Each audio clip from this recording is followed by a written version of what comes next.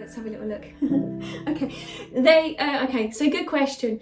Is it other emotions or not just grief that can also fog our connection to source or our guides? Okay, thank you. Let's have a little listen. Okay, thank you. Okay, so that question is through, okay, thank you. I wanted to answer it as Anne, the psychic medium, and they were like, no, we're going to step forward. But as a psychic medium, what I know is that when I connect to my clients, individuals, that I've had this today with a couple of clients I've had, said there was cannot pick up possibly on the energy, or cannot hear or feel their loved ones that may have passed over, and that overwhelming feeling of not being able to connect with them is quite upsetting. And then when I checked in with my guides today, and I've done this before, but they sort of said that, okay, thank you, they're now taking over. Okay. The emotions. Okay, thank you. You think of the human self as a human vessel, in the sense that it's a container that it can produce, can hold, can create these emotions within your body. When you have these emotions, you are contained within this vessel. It's so that your soul can process, so that your soul has this soul growth.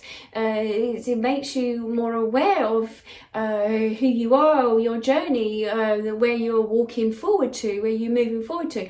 When you have your emotions, they are quite dense as a human being. The emotions are quite heavy. You are totally, fully absorbed in the emotions. The emotions can bring up the experiences. It can link it back. So through sadness, through sadness, through grief, through frustration, through anger, it connects you as a link. It goes back, it connects you to the experience.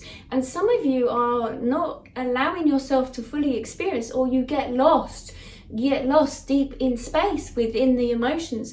Okay, thank you. So Anne said with the depression, it's like as if you feel like you're on pause. You cannot move, you cannot do anything. You may not want to eat, you may not want to get dressed, you may not want to brush your teeth, you may not want to connect with other humans.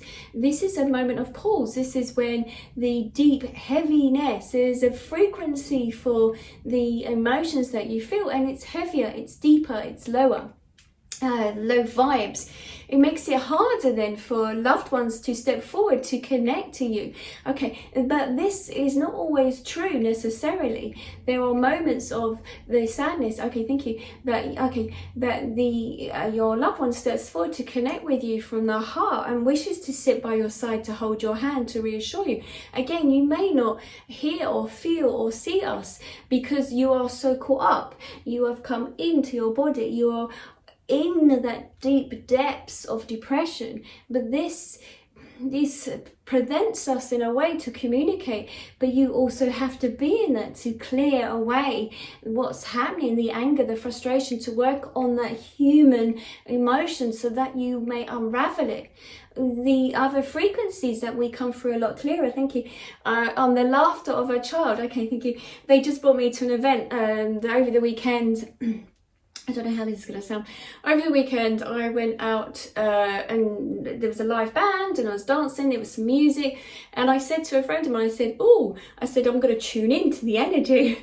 And because of so many people that were really happy, it was almost like, this is going to sound terrible, or maybe not, feeding off that energetic. It was like really euphoric. They were really happy, giggling, laughing and everything. Now there was a very close balance with some, obviously there was a lot of alcohol for the other individuals, and obviously that's not ideal to open up your energy to alcohol in the sense of picking up on their frequencies, because alcohol actually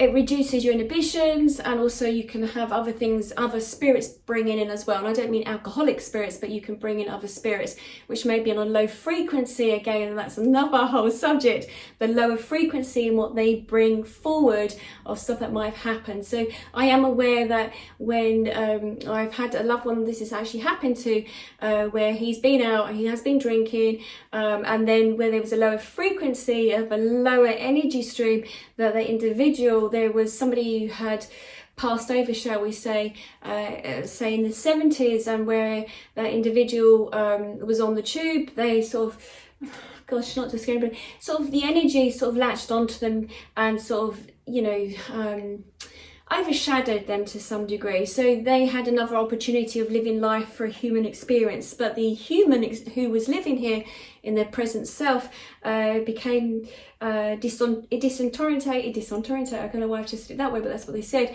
in the sense that they wasn't themselves to some degree and was acting very differently from how they normally act.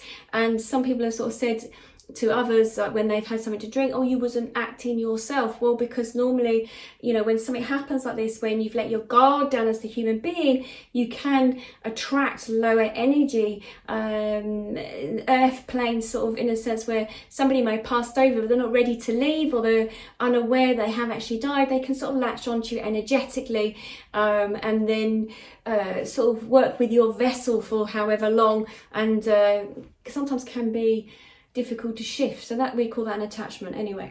But the question that you asked about through having a human experience, can that make it difficult then to connect to your guides? Can it make it more foggy? Yes, that's exactly what happens. So if you have an episode where you're not connecting to your guides so much, it's normally because there is some emotional trauma or experience that you're undergoing right at this particular moment, and that can make it difficult to connect.